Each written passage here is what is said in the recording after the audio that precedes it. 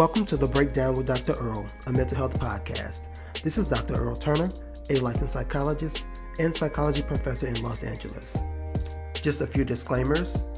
The Breakdown podcast is not intended to replace working with a licensed mental health professional. Welcome to The Breakdown. This is Dr. Earl.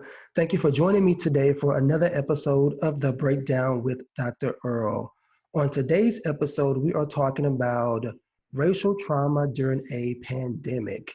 So this episode is going to be a little bit different than some of my previous episodes. And I think that for those of you that have been following the show, you know that oftentimes we take the approach of talking about topics about how we can engage in understanding mental health within communities of color or within the Black community more specifically, but also talking about how can we engage in healthy strategies to maintain our mental health.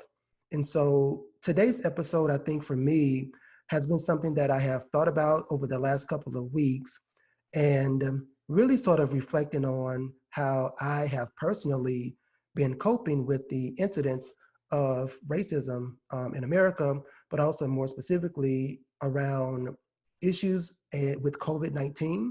And so the podcast has talked about a couple of topics in the last couple of weeks around COVID-19 and ways that we can engage in self-care. But I think when we have situations where African Americans are being targeted and discriminated against during this pandemic, that it makes it much more difficult for us to maintain some sense of mental health. And so I wanted to talk about that today. So I'm going to dive into some data first before we get started, and just to sort of help all of us get on the same page around why this is a serious concern that we need to talk about and address, and that this is something that we have been, discussing for years when it comes to police brutality. But if we couple that with some of the stress associated with the pandemic, that it makes it much more difficult for us to be able to navigate how to stay mentally healthy during this particular time period. So I'm just going to go over some data.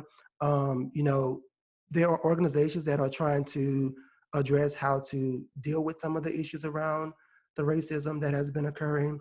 The ACLU, or American Civil Liberties Union, has been trying to address some issues around social justice and other policies that have impacted communities of color for a long time when it comes to the justice system. So within the last couple of months, they have really been trying to address, one issue we've talked about around the lack of data, about understanding how COVID-19 is impacting communities of color, how communities are having lack of access to being tested.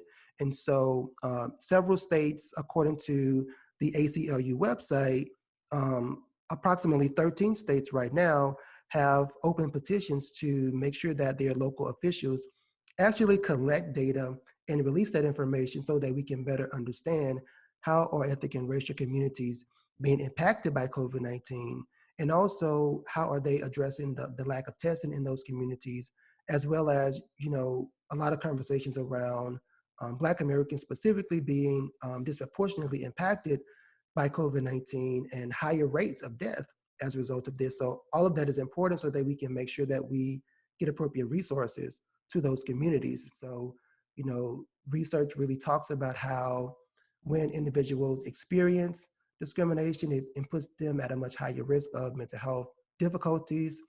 There was a study that came out in 2018 that was published looking at what is the impact of police killings on Black Americans. And what that study found was that those who are even in communities where they witness those events through social media may have increased poor mental health. And that is specific to Black Americans. And this study actually collected data across the nation.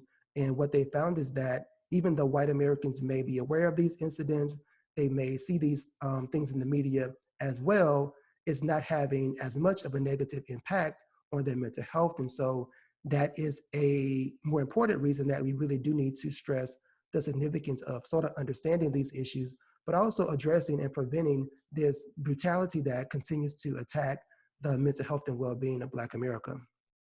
So, trying to wrap our heads around this. And for me, being someone who has done a lot around, advocating for changes regarding to police brutality, and recently, last year, I published a book on mental health among African Americans. And one of the things that I talk about in the book is what is the impact of racism, discrimination, and on the mental health of Black Americans. And I'm going to read just a little bit from the book.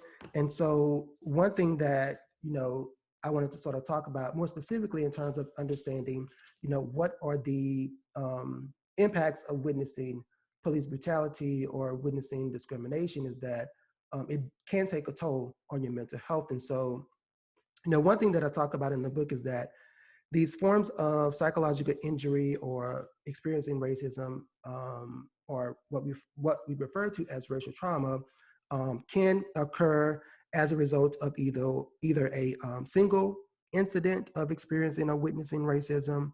This can be subtle or covert racism. So just to talk a little bit more about this idea or this concept, rather, of how we describe and talk about race-related stress, sometimes referred to as racial trauma, which we define as being a psychological or emotional reaction to acute or chronic exposure to racism or discrimination.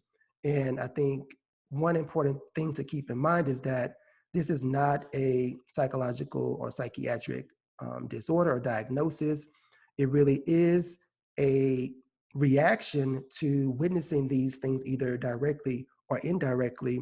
And that, when we talk about racial trauma or racial stress, I do want to emphasize that this is not something that is unique to the Black community, but other communities of color have the potential to also experience racial trauma or race-related stress. And so when we talk about sort of racial trauma and race-related stress, I think it's important to also keep in mind and remember that just because you experience an incident or witness an incident of racism or discrimination doesn't mean that you're going to have these reactions to it from a strong sort of psychological or emotional perspective.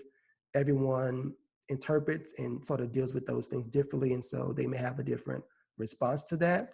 But in general, what we find from the research is that those who experience either a single incident or repeated incident of racism or discrimination might result in having symptoms such as increased anxiety, being hyperaroused, or being hyper alert in situations that may be potentially threatening to them.